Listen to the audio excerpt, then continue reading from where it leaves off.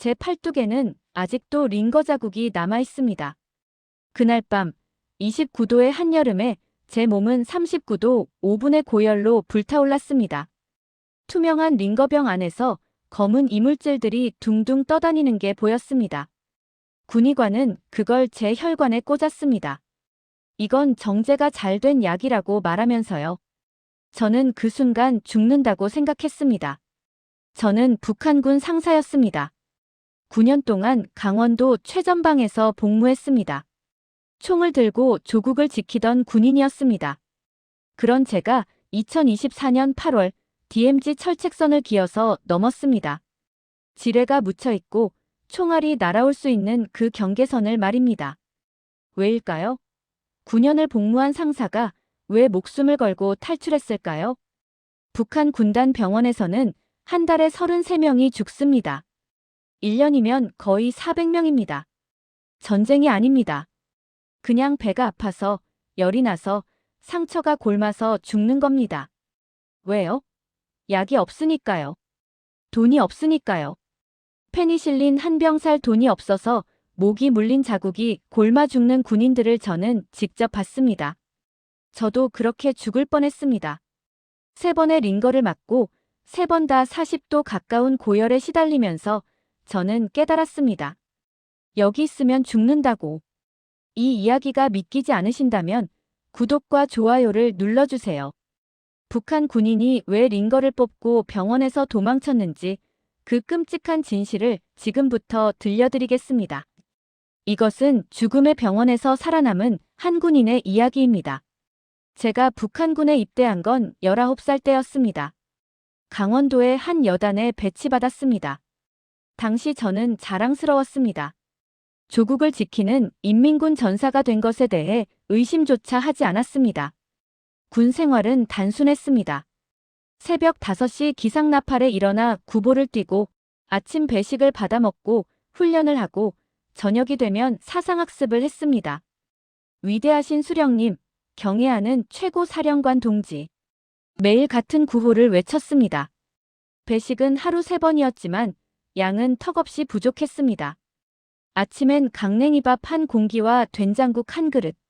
점심과 저녁도 비슷했습니다. 쌀밥은 명절에나 볼 수 있었습니다. 고기는 김일성 생일이나 김정일 생일 같은 명절에만 나왔습니다. 1년에 몇 번 되지 않았죠. 처음 몇 년은 버틸만 했습니다. 동기들과 함께 훈련하고 휴가 때면 집에 다녀오고 그렇게 시간이 흘렀습니다. 상사까지 진급했습니다. 9년이라는 시간 동안 저는 이 체제에 익숙해져 있었습니다. 하지만 뭔가 이상했습니다. 군인들이 자꾸 아팠습니다. 영양실조로 쓰러지는 동기들이 늘어났습니다. 훈련 중에 탈진해서 쓰러지는 건 흔한 일이었고 감기 한 번 걸리면 한 달씩 알아누웠습니다. 약이 없었으니까요. 동무, 집에서 돈 좀 받아올 수 있나? 군의관이 물었습니다. 페니실린을 사려면 3만 원이 필요하다고 했습니다. 감기약 한 봉지도 5천 원이었습니다. 군인인데도 치료를 받으려면 돈이 필요했습니다. 무상치료제. 그건 옛날 이야기였습니다. 부모님께 연락할 수 있는 동기들은 그나마 나았습니다.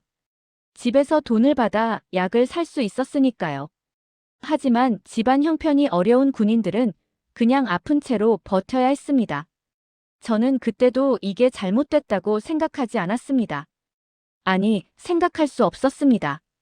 이게 정상이 아니다라고 말하는 순간 저는 불순분자가 되는 겁니다. 정치범 수용소로 끌려갈 수도 있었습니다. 그래서 저는 그냥 복무했습니다. 상사로서 주어진 임무를 수행하고 부하들을 관리하고 명령에 복종했습니다. 제 옆에서 동기가 병들어 쓰러져도 후임이 영양실조로 입원해도 저는 그저 원래 군대가 이런 거지라고 생각했습니다. 2024년 여름이 올 때까지는 말입니다. 그해 7월 저는 복통으로 여단 병원에 입원하게 됐습니다. 그리고 그곳에서 저는 이 나라의 진짜 모습을 보게 됐습니다. 여단 병원에 입원한 날 저는 처음으로 이 나라가 얼마나 무너졌는지 실감했습니다. 위 통증이 심해져서 군의관을 찾아갔습니다. 진찰을 받고 나자 군의관이 물었습니다.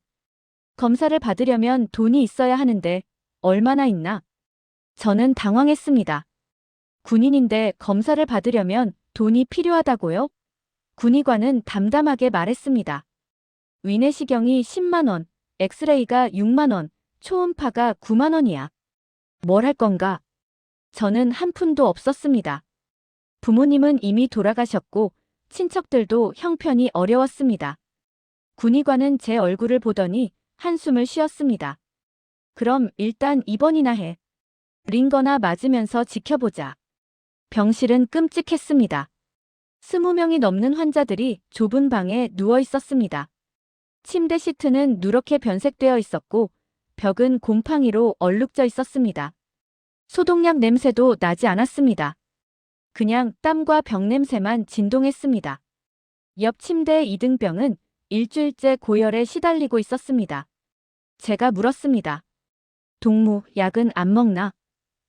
그 병사가 힘없이 대답했습니다. 약 살 돈이 없어요. 집에 연락했는데 한 달은 걸린대요. 그날 밤 그 이등병은 40도가 넘는 고열로 헛소리를 하기 시작했습니다. 군의관이 와서 이마를 짚어보더니 고개를 저었습니다. 이거 위험한데. 항생제를 써야 하는데 돈이 없으면. 다음 날 아침 그 병사의 침대는 비어 있었습니다. 죽었습니다. 21살 이등병이 항생제 한 병 없어서 죽은 겁니다. 저는 그때 처음으로 뭔가 잘못되었다고 생각했습니다. 아니, 생각하게 됐습니다. 우리는 조국을 지키는 군인입니다. 그런데 아프면 돈이 없어서 죽는다고요? 이게 정상입니까? 군의관이 제게 다가왔습니다. 강동무, 링거를 맞아야겠어. 일단 수액이라도 넣어야 버틸 수 있어. 저는 물었습니다. 링거도 돈이 듭니까? 군의관이 고개를 저었습니다. 아니, 이건 우리가 직접 만든 거야. 돈은 안 들어. 직접 만든 링거라니요? 저는 불안했습니다. 하지만 선택의 여지가 없었습니다. 사흘째 아무것도 먹지 못해 몸이 축 늘어져 있었습니다. 링거라도 맞아야 했습니다. 군의관이 투명한 병을 가져왔습니다. 그 안에는 맑은 액체가 들어있었는데 자세히 보니 뭔가 이상했습니다. 작은 검은 점들이 둥둥 떠다니고 있었습니다. 이물질이었습니다. 이거 괜찮은 겁니까? 제가 물었습니다. 군의관은 성급하게 대답했습니다. 괜찮아. 정제가 조금 덜 됐을 뿐이야. 맞으면 나아질 거야.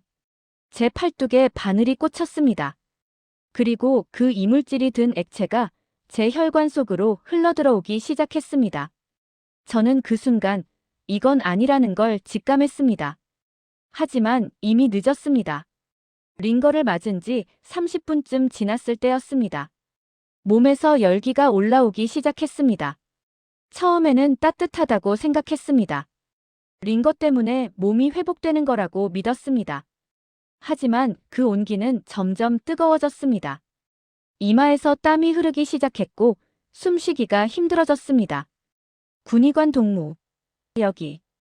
여기 좀. 제가 소리쳤습니다. 군의관이 달려와 제 이마를 짚었습니다. 그의 얼굴이 굳어졌습니다. 체온계 가져와. 39도. 제 체온은 39도 5분까지 치솟았습니다. 온몸이 불덩이처럼 타올랐습니다. 침대 시트가 땀으로 흠뻑 젖었습니다. 머리가 깨질 듯이 아팠고 눈앞이 흐려졌습니다. 링거를 빼야겠어. 부작용이 너무 심해. 군의관이 급히 링거를 빼냈습니다. 하지만 열은 쉽게 내려가지 않았습니다. 밤새도록 저는 고열에 시달렸습니다. 이불을 덮었다 걷어냈다를 반복했습니다. 헛소리가 나올 것 같았습니다. 그날 밤 저는 과거를 떠올렸습니다. 몇 년 전 군단 병원에 입원했던 동기가 있었습니다. 그 친구도 링거를 맞고 이렇게 됐었습니다. 고열에 시달리다가 경련을 일으켰고 결국 사흘 만에 죽었습니다. 26살이었습니다. 나도 그렇게 되는 건가? 공포가 엄습했습니다. 저는 군인입니다. 총알도 무섭지 않다고 배웠습니다. 하지만 이건 달랐습니다. 적과 싸우다 죽는 게 아니라 병원에서 치료받다가 죽는 겁니다. 이게 말이 됩니까? 다음 날 아침, 열이 조금 내려갔습니다. 군의관이 다시 나타났습니다. 강동무, 어제 링거는 정제가 좀 덜 됐나 봐. 오늘은 괜찮을 거야. 이건 정제가 잘 된 거니까. 또 링거를 들고 온 겁니다. 저는 거부하고 싶었습니다. 하지만 군대에서 군의관의 지시를 거부한다는 건 상상할 수 없는 일이었습니다. 치료 거부는 군법 위반입니다. 영창에 갈 수도 있었습니다. 알겠습니다. 두 번째 링거가 제 팔에 꽂혔습니다. 이번에도 투명한 병 안에 뭔가 떠다니는 게 보였습니다. 어제보다는 적었지만 여전히 이물질이 있었습니다. 그리고 1시간 후 똑같은 일이 벌어졌습니다. 39도 3. 다시 고열이 시작됐습니다. 온몸이 불타올랐습니다. 이번에는 토하기까지 했습니다. 구역질이 멈추지 않았습니다. 또 이러네. 군의관은 당황한 표정을 지었습니다. 그는 링거를 빼고 열을 내리는 약을 주겠다고 했습니다. 하지만 그 약도 돈을 내야 한다고 했습니다. 저는 그냥 고개를 저었습니다. 돈이 없었으니까요. 사흘째 되는 날 군의관이 세 번째 링거를 들고 왔습니다. 이번엔 진짜 괜찮은 거야. 내가 확인했어. 저는 그의 눈을 봤습니다. 그 눈에는 확신이 없었습니다. 그냥 해야 하니까 하는 거였습니다. 저를 살리려는 게 아니라 그냥 규정대로 링거를 놓는 거였습니다. 그 순간 저는 결심했습니다. 여기 있으면 죽는다고. 세 번째 링거를 거부할 수는 없었습니다. 하지만 저는 결심했습니다. 이 병원에서 나가야 한다고. 링거를 맞는 동안 저는 주변을 관찰했습니다. 이 병원이 얼마나 무너졌는지 제대로 보기 시작했습니다. 복도에는 환자들이 바닥에 누워 있었습니다. 병실이 모자라서였습니다. 어떤 환자는 일주일째 복도에서 지내고 있었습니다. 그들 중 누구도 제대로 된 치료를 받지 못하고 있었습니다. 한 상사가 제게 다가왔습니다. 그는 3년 전에 군단 병원에서 근무했던 사람이었습니다. 강동무, 여기가 예전엔 그래도 괜찮은 병원이었어. 하지만 지금은. 그는 고개를 저었습니다. 김정은 시대 들어서면서 완전히 바뀌었어. 2012년쯤이었나? 모든 인민병원 간판을 떼어냈어. 무상치료제가 사라진 거지. 이제는 모든 게 돈이야. 그의 말에 따르면 예전에는 군인들이 무료로 치료를 받을 수 있었다고 합니다. 하지만 이제는 모든 검사, 모든 약, 심지어 입원비까지 돈을 내야 한다고 했습니다. 위내시경 10만 원, 엑스레이 6만 원, 초음파 9만 원. 이게 기본이야. 수술? 그건 수백만 원이야. 암수술은 1,000만 원도 넘어. 저는 믿을 수 없었습니다. 그럼 돈이 없는 사람들은 어떻게 합니까? 죽지. 그냥 죽는 거야. 그는 담담하게 말했습니다.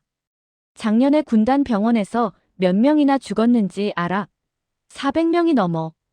전쟁도 아닌데 말이야. 이 여단 병원도 마찬가지야. 한 달에 30명 이상씩 죽어. 30명. 한 달에 30명이 죽는다는 게 믿어집니까? 저는 그날 밤 병실을 돌아다니며 환자들과 이야기를 나눴습니다. 23살 병사는 맹장염 수술을 받아야 하는데 300만 원이 없어서 진통제만 먹고 있었습니다. 30살 하사는 폐렴인데 항생제를 살 돈이 없어 기침만 하고 있었습니다. 가장 충격적이었던 건 옆 병실의 중위였습니다. 그는 당뇨병 환자였습니다. 인슐린이 필요했는데 한 달치 인슐린이 100만 원이 넘었습니다. 그는 친척들에게 돈을 빌리려 했지만 실패했습니다. 중위 동무, 그럼 어떻게 하실 겁니까? 제가 물었습니다. 그는 웃으며 대답했습니다. 어떻게 하긴. 그냥 죽는 거지. 여기서 죽든 집에서 죽든 마찬가지야. 이틀 후, 그 중위는 의식을 잃었습니다. 일주일 후, 그는 죽었습니다. 35살이었습니다. 저는 깨달았습니다. 북한에는 무상치료제가 없습니다. 군인도, 간부도, 일반 주민도 마찬가지입니다. 돈이 없으면 병명도 모른 채 죽습니다. 병원은 치료하는 곳이 아니었습니다. 그냥 죽는 곳이었습니다. 세 번째 링거를 맞고 또다시 고열에 시달린 그날 밤, 저는 결심을 굳혔습니다. 내일 새벽, 이 병원을 나가겠다고. 링거를 뽑고 도망치겠다고. 여기 있으면 저도 그 35살 중이처럼 죽습니다. 아니, 더 빨리 죽을지도 모릅니다. 네 번째 링거를 맞으면 저는 살아남지 못할 겁니다. 저는 살고 싶었습니다. 병원에서 보낸 일주일 동안 저는 북한군의 진짜 모습을 봤습니다. 군인들은 영양실조였습니다. 거의 모든 군인이 그랬습니다. 강냉이밥과 된장국만으로는 버틸 수 없었습니다. 특히 훈련이 강도 높은 부대일수록 심했습니다. 제 옆 침대의 일병은 19살이었습니다. 입대한 지 6개월밖에 안 된 신병이었습니다. 그는 훈련 중에 쓰러져서 입원했습니다. 영양실조로 인한 빈혈이었습니다. 키가 170cm인데 몸무게가 45kg밖에 안 됐습니다. 동무, 집에서 음식 좀 보내달라고 하지 그래. 제가 물었습니다. 그 일병은 고개를 저었습니다. 집도 어려워요. 보낼 게 없대요. 북한에서는 군인 가족들도 굶고 있습니다. 배급은 끊긴 지 오래고 장마당에서 사 먹어야 하는데 돈이 없습니다. 그러니 군인들에게 보낼 음식이 있을 리 없었습니다. 가장 큰 문제는 항생제였습니다. 페니실린조차 없었습니다. 한 상사는 다리에 난 작은 상처 때문에 입원했습니다. 훈련 중에 철조망에 긁힌 상처였습니다. 처음에는 별거 아니었습니다. 하지만 소독약이 없어서 그냥 물로만 씻었습니다. 며칠 지나자 상처가 곰기 시작했습니다. 군의관 동무, 항생제 좀 주십시오. 그 상사가 부탁했습니다. 군의관은 고개를 저었습니다. 페니실린이 3만 원인데 돈 있나? 3만 원. 페니실린 한 병이 3만 원이었습니다. 그 상사는 돈이 없었습니다. 결국 항생제 없이 그냥 버텼습니다. 상처는 점점 더 심해졌습니다. 고름이 나오고 다리가 붓기 시작했습니다. 일주일 후 그 상사는 고열에 시달렸습니다. 상처에서 폐혈증이 시작된 겁니다. 군의관이 급히 부모에게 연락했습니다. 빨리 돈을 보내야 합니다. 안 그러면 죽습니다. 하지만 돈은 오지 않았습니다. 사흘 후 그 상사는 죽었습니다. 31살이었습니다. 철조망에 긁힌 작은 상처 때문에 죽은 겁니다. 페니실린 3만 원이 없어서요. 또 다른 병사는 모기에 물렸습니다. 여름철이라 모기가 많았습니다. 병영 생활을 하다 보면 모기에 물리는 건 흔한 일이었습니다. 하지만 그 병사는 물린 자리를 긁었고 상처가 났습니다. 북한 군대에는 소독약도 제대로 없습니다. 그냥 침을 발라서 참았습니다. 상처는 감염됐습니다. 빨갛게 부어올랐고 고름이 나왔습니다. 이 정도면 항생제를 써야 하는데 군의관이 말했습니다. 하지만 그 병사도 돈이 없었습니다. 결국 항생제 없이 버텼습니다. 열흘 후 그 병사는 의식을 잃었습니다. 폐혈증이었습니다. 이틀 후 그는 죽었습니다. 23살이었습니다. 목이 물린 상처 하나로 죽는 겁니다. 21세기에 군인이 모기에 물려서 죽는 겁니다. 저는 계산해봤습니다. 제가 입원한 일주일 동안 이 병원에서 5명이 죽었습니다. 일주일에 5명이면 한 달에 20명입니다. 1년이면 240명입니다. 이건 한 개 여단 병원 숫자입니다. 북한에는 군단 병원, 여단 병원, 연대 병원이 수없이 많습니다. 다 합치면 1년에 수천 명이 죽는다는 겁니다. 전쟁도 없는데 말입니다. 저는 더 이상 이곳에 있을 수 없다고 확신했습니다. 네 번째 링거를 맞으면 저도 죽습니다. 새벽 4시, 저는 링거를 뽑았습니다. 군의관들이 모두 잠든 시간이었습니다. 병실에는 환자들의 신음소리만 들렸습니다. 저는 조용히 침대에서 일어나 링거 바늘을 뽑았습니다. 피가 조금 흘렀지만 신경 쓰지 않았습니다. 군복을 챙겨 입었습니다. 병원 밖으로 나가면 탈영병이 됩니다. 잡히면 영창입니다. 심하면 총살될 수도 있습니다. 하지만 여기 있으면 죽습니다. 확실하게 죽습니다. 병원 정문은 보초가 서 있었습니다. 저는 뒷문으로 나갔습니다. 다행히 경비가 허술했습니다. 새벽이라 아무도 없었습니다. 저는 그렇게 병원을 빠져나왔습니다. 가장 먼저 한 일은 돈을 구하는 것이었습니다. 저는 근처에 사는 친척 집으로 갔습니다. 어머니의 사촌 오빠였습니다. 새벽 5시에 문을 두드렸습니다. 큰아버지, 저 민국입니다. 문이 열렸습니다. 친척 어르신은 놀란 표정을 지었습니다. 야, 너 지금 뭐 하는 거야? 타령이야? 저는 사정했습니다. 3만 원만 빌려주세요. 꼭 갚겠습니다. 제가 죽을 것 같습니다. 그분은 한참을 망설이다가 3만 원을 주었습니다. 이거 들키면 나도 문제 생겨. 빨리 가. 3만 원. 그게 제가 가진 전부였습니다. 저는 고성으로 가기로 했습니다. 거기에 아는 사람이 있었습니다. 군 시절 같이 근무했던 선임이었습니다. 제대한 후 고성에서 장사를 한다고 들었습니다. 하지만 문제가 있었습니다. 군인이 허가 없이 이동하면 바로 걸립니다. 검문소가 곳곳에 있었습니다. 여행 증명서가 없으면 잡혀갑니다. 저는 부대로 돌아갔습니다. 대담한 선택이었지만 다른 방법이 없었습니다. 제 소대장을 찾아갔습니다. 그는 제가 병원에서 도망친 걸 알고 있었습니다. 동무, 나 좀 도와주십시오. 저는 가지고 있던 손목시계를 꺼냈습니다. 중국제 시계였는데 부모님이 살아계실 때 주신 거였습니다. 꽤 비싼 물건이었습니다. 이거 드릴 테니 여행 증명서 하나만 만들어 주십시오. 고성까지 가야 합니다. 소대장은 시계를 보더니 고개를 끄덕였습니다. 알았어. 하지만 이거 들키면 나도 끝이야. 사흘 안에 돌아와. 다음 날 저는 여행 증명서를 받았습니다. 고성까지 가는 증명서였습니다. 저는 3만 원 중 1만 5천 원으로 버스표를 샀습니다. 남은 돈은 1만 5천 원뿐이었습니다. 버스에서 검문이 2번 있었습니다. 증명서를 보여주자 통과됐습니다. 저는 안도의 한숨을 쉬었습니다. 고성에 도착했습니다. 선임을 찾아갔습니다. 그는 놀라면서도 저를 받아줬습니다. 너 무슨 일이야? 얼굴이 왜 이래? 저는 모든 걸 이야기했습니다. 병원에서의 링거 사건, 죽어가는 군인들, 그리고 제 결심을 말했습니다. 형님, 저 이 나라를 떠나고 싶습니다. 여기서는 살 수 없습니다.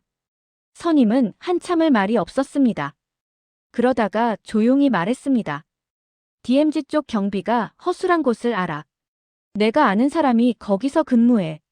하지만 넘다가 죽을 수도 있어. 괜찮습니다. 여기 있어도 죽습니다. 저는 단호하게 대답했습니다. 그날부터 저는 준비했습니다. 남은 돈으로 먹을 것을 사서 체력을 회복했습니다. 일주일 동안 쉬면서 몸 상태를 최대한 끌어올렸습니다. 그리고 2024년 8월 15일 밤, 저는 DMZ로 향했습니다. 9년 동안 지켰던 그 경계선을 이제는 넘기 위해서 말입니다. 살기 위해서였습니다. DMZ 철책선 앞에 섰을 때 저는 떨리지 않았습니다. 이미 죽을 각오를 했기 때문입니다. 선임이 알려준 지점이었습니다. 경비가 상대적으로 허술한 곳이었습니다. 밤 11시, 저는 철책선을 향해 기어갔습니다. 지뢰 표지판이 보였습니다. 한 발만 잘못 디디면 끝입니다. 천천히, 아주 천천히 움직였습니다. 군인으로 9년을 복무하면서 배운 게 있다면 이런 상황에서 어떻게 움직여야 하는지였습니다. 철책선 밑을 기어서 통과했습니다. 가시철 조망이 제 등을 긁었습니다. 피가 났지만 참았습니다. 1시간을 기어갔습니다. 그리고 저는 남쪽 땅을 밟았습니다. 한국군 초소가 보였습니다. 저는 두 손을 들고 천천히 걸어갔습니다. 저는 북한군입니다. 귀순합니다. 초병들이 총을 겨눴습니다. 긴장한 목소리가 들렸습니다. 엎드려. 움직이지 마. 저는 엎드렸습니다. 군인들이 다가와 저를 수색했습니다. 무기가 없다는 걸 확인한 후 그들은 저를 안전한 곳으로 데려갔습니다. 괜찮습니까? 다친 데는 없습니까? 한국군 장교가 물었습니다. 저는 그 말에 울컥했습니다. 북한에서는 아무도 제게 괜찮냐고 물어보지 않았습니다. 아파도 죽어가도 아무도 신경 쓰지 않았습니다. 괜찮습니다. 살았습니다. 저는 그렇게 대답했습니다. 합동신문센터에서 조사를 받았습니다. 길었습니다. 하지만 괜찮았습니다. 밥을 주었습니다. 진짜 쌀밥이었습니다. 반찬도 있었습니다. 고기도 있었습니다. 저는 9년 만에 제대로 된 식사를 했습니다. 의료검진도 받았습니다. 의사 선생님이 제 몸을 검사하더니 놀랐습니다. 영양실조가 심하네요. 체중이 많이 빠졌어요. 링거 자국도 많고. 저는 병원 이야기를 했습니다. 이물질이 든 링거를, 3번의 고열을, 죽어간 동료들을 이야기했습니다. 의사 선생님은 믿을 수 없다는 표정을 지었습니다. 여기서는 그런 일 없어요. 치료비 걱정하지 마세요. 국가에서 다 지원합니다. 그 말에 저는 울었습니다.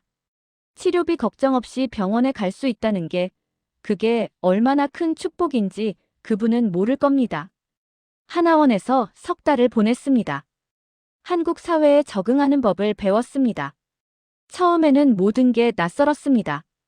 사람들이 자유롭게 말하고 정부를 비판해도 잡혀가지 않고 밤에 거리를 마음대로 걸어도 되는 게 신기했습니다. 편의점에 처음 갔을 때 충격받았습니다. 24시간 열려 있다고요? 밤에도 음식을 살 수 있다고요? 북한에서는 상상할 수 없는 일이었습니다. 병원에도 갔습니다. 건강보험증을 받았습니다. 의사 선생님이 말했습니다. 검사 한번 받아보시죠. 비용은 걱정 마세요. 위내시경을 받았습니다. 북한에서는 10만 원이었습니다. 여기서는 본인 부담금이 10,000원도 안 됐습니다. 저는 또 울었습니다. 지금 저는 공장에서 일하고 있습니다. 많은 돈을 버는 건 아니지만 매달 월급을 받습니다. 제 통장에 돈이 쌓입니다. 밥을 마음껏 먹을 수 있습니다. 아프면 병원에 갑니다. 이게 자유입니다. 자유가 뭐냐고요? 배고프지 않게 먹을 수 있는 것, 아플 때 치료받을 수 있는 것, 내일을 걱정하지 않아도 되는 것. 그게 자유입니다. 북한에는 아직도 제 동료들이 있습니다. 배고파서 쓰러지는 군인들, 약이 없어서 죽어가는 환자들, 병원이 무서워서 아파도 참는 사람들이 있습니다. 저는 이 이야기를 전하고 싶었습니다. 북한의 진짜 현실을, 그곳에서 죽어가는 사람들을 세상이 알아야 한다고 생각했습니다. 저는 살았습니다. 링거를 뽑고 도망친 덕분에 살았습니다. 이제 저는 자유로운 대한민국에서 숨 쉬고 있습니다. 여러분, 자유를 당연하게 생각하지 마십시오. 그게 얼마나 소중한 건지 저는 압니다. 목숨을 걸고 얻은 자유이기 때문입니다.